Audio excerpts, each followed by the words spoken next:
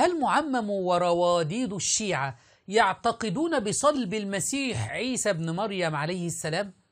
وجدت فيديو لأحد النصارى رفعه على اليوتيوب لباسم القربلائي وهو يقول عيسى يندق بصليبه كما سترون الآن. لا أدري هل يزعمون هؤلاء كما زعم اليهود والنصارى بأن المسيح عليه السلام صلب؟ شاهدوا.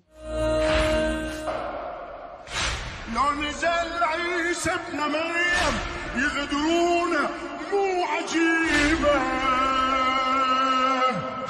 مثل ما ينصلب مسلم عيسى يندق بصليبه، عيسى يندق بصليبه، عيسى يندق بصليبه.